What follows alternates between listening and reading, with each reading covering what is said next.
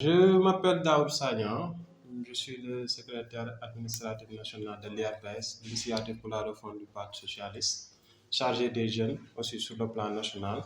Mais aujourd'hui, je suis là en tant que porte-parole d'une nouvelle dynamique, d'un nouveau front, après Front pour la libération du Parti socialiste. Et je suis venu aujourd'hui pour transmettre un communiqué de la part de ce front-là. Donc, c'est un communiqué à l'attention du peuple sénégalais, des militants socialistes de cœur et de l'histoire qui nous regardent. Camarades, frères et sœurs de la République, le Front pour la libération du Parti socialiste naît des cendres encore chaudes de l'espoir trahi des Sénégalais s'adresse à vous aujourd'hui non pas en suppliant, mais en exigeant.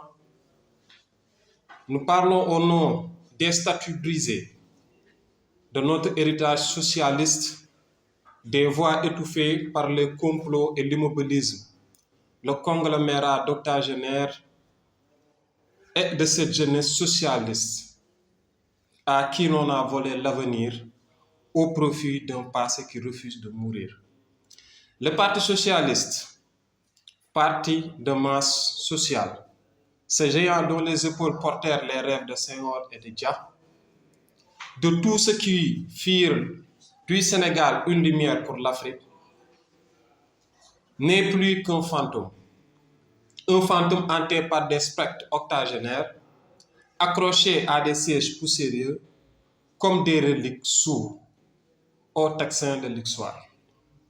Ils ont transformé la maison du Parti socialiste en mausolée, verrouillant les portes de l'alternance avec des clés rouillées de l'égoïsme. C'est dans cette dynamique que nous avons fusionné l'ensemble des mouvements d'initiative qui ont eu ce même constat et nous avons investi le terrain afin de faire un travail. Un travail d'abord de synthèse de la situation du parti et écouter ces chiffres, camarades, car ces chiffres vont sonner le glas d'une tragédie. Le Parti socialiste, d'une trentaine de députés, hier, se retrouve avec un seul député. Aujourd'hui, le Parti socialiste, avec 120 collectivités territoriales, il y a de cela 10 ans, se retrouve avec une dizaine aujourd'hui. Le Parti socialiste, sur tes 138 coordinations autrefois vibrantes, se retrouve aujourd'hui avec moins de 80 coordinations qui ont un répondant.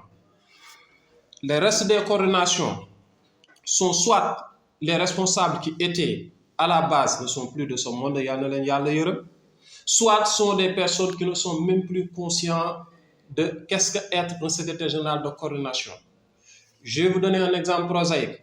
Pendant le tour des secrétaires généraux qu'on a appelés, j'en ai contacté un qui m'a clairement dit que son seul interlocuteur est le feu secrétaire général Ousmane Tanor Dieng. Tant que il n'a aucune chose à nous dire. Ce qui montre avec aisance que ces vieux-là ne savent même pas que maintenant la secrétaire générale du Parti socialiste intérimaire, c'est Mme Aminata Mbengue Ndiaye. Car quelqu'un n'est pas conscient que même le secrétaire général Ousmane Tanor Dieng n'est plus, ça montre à suffisance sur quel point est le Parti socialiste. Maintenant, de ces coordinations qui fonctionnent, 90% sont dirigées par des septagénaires qui confondent encore les vivants et les morts. Certains attendent grave l'appel de feu Ousmane Tanor Dieng, comme je l'ai dit tantôt, comme si la mort elle-même pouvait présider au destin des vivants. Et cette représentabilité, le Parti socialiste sur les intentions de vote ne pèse que 0,7% des chiffres. Intention de vote, je dis bien. Ce qui claque comme un soufflet au visage de ceux qui ont cru aux promesses d'un socialisme régéné. Mais nous, Front pour la libération, nous ne sommes pas des contempleurs ni des pleureuses. Nous sommes des fossoyeurs de l'apathie. Conformément au titre et à l'article 38 de nos statuts sacrés, Texte que les actuels dirigeants et la direction du parti piétinent comme on crache sur une tombe. Nous avons uni les mouvements d'initiative, ces braises encore fumantes d'un idéal trahi, et conformément à l'article 26, alinéa 7 de nos statuts et règlements intérieurs, qui dit que des congrès extraordinaires pourront avoir lieu sur des décisions du comité central ou à la demande de la moitié plus une coordination. Nous avons lancé l'assaut légal. Il y a de cela 4 jours, nous avons piloté la signature d'une pétition des secrétaires généraux qui décident d'aller vers un congrès extraordinaire sans tambour ni trompette. Nous avons réussi à avoir 44 signatures en 4 jours. Il nous en faut 70.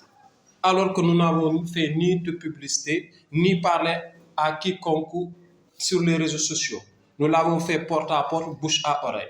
Aujourd'hui, nous le disons à tout le monde, donc nous savons que nous sommes capables, d'ici 4 à 5 jours, d'avoir ces 70 signatures-là.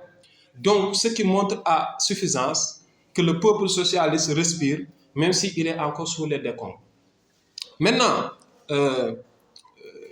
notre initiative lance un ultimatum clair, c'est-à-dire d'ici le 24 avril 2025, nous voulons avoir les 80 signatures, ce qui fait 10 signatures de plus pour avoir le quorum requis pour obliger la secrétaire générale à convoquer un congrès extraordinaire. Donc, cela se fera, nous y travaillerons dans la semaine et il n'y aura pas marche en arrière. Le deuxième aspect du front, nous allons matérialiser le tout par des actes. Le 25 avril 2025, c'est-à-dire dans 7 jours à 17h, nous investirons la maison du parti, notre maison. Un sitting historique. Nous y planterons l'étendard de la révolte légale. Nous y lancerons une pétition qui brûlera les droits des indécis et nous crèverons l'abcès de cette direction illégitime dirigée par une secrétaire générale intérimaire dont la gestion a duré plus longtemps qu'un mandat légal. Et sa propre gestion même dure plus longtemps que l'illusion qu'elle cultive. À la secrétaire générale intérimaire, ma grand-mère Aminata Mbengue Ndiaye, nous vous lançons un message fort. Si vous croyez incarner l'avenir, mais convoquez un congrès extraordinaire. Cherchez une légitimité et une légalité. Affrontez le jugement des militants.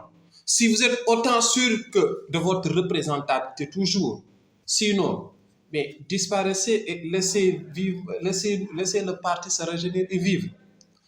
Au peuple sénégalais, parce que depuis longtemps, nous avons vu que le Parti socialiste s'est cloîtré dans un monologue où le parti se parlait à lui-même. Ce front n'est pas qu'un cri, c'est un pont entre la gloire d'hier et la dignité de demain. Nous ne mendions pas notre place, nous la reprenons parce que l'EPS n'appartient pas à une poignée de vieillards Kokachim, mais aux paysans de Matam, aux cultivateurs de Torokoto, aux ouvriers de Dakar, aux étudiants de Saint-Louis qui récitent encore les poèmes de Senghor en rêvant de justice et d'équité. Nous le répétons, le Front pour la libération du Parti socialiste appelle tout le monde à nous rejoindre le 25 avril à 17h à la maison du Parti socialiste. Venez avec nous les mains vides de haine, mais pleines de courage. Apportez votre signature, votre voix, votre colère transformée en espoir. Ensemble, nous ferons du siège du Parti socialiste non pas un cercueil, mais une forge où renaîtra l'acier de la République. Et si on nous oppose les lois, sachez que nous répondrons par les lois.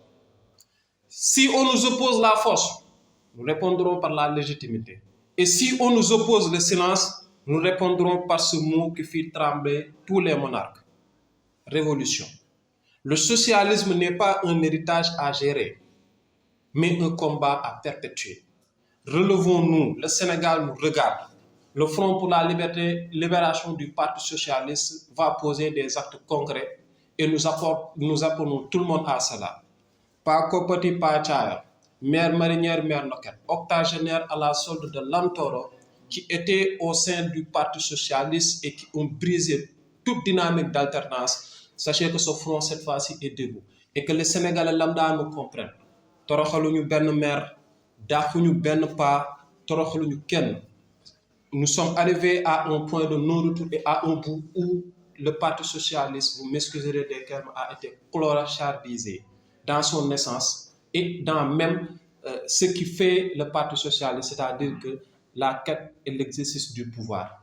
En ce sens, nous appelons tous les Sénégalais, tous les camarades de parti et vous donnons rendez-vous le 25 avril à 17h à la maison du parti pour lancer la pétition, pour achever les 70 signatures et pour entamer une procédure judiciaire légale afin que le renouvellement et le rajeunissement du parti se fassent. Le Parti socialiste n'appartient pas à un conglomérat d'octogénaires, il appartient aux Sénégalais lambda parce que c'est un patrimoine national. Merci beaucoup.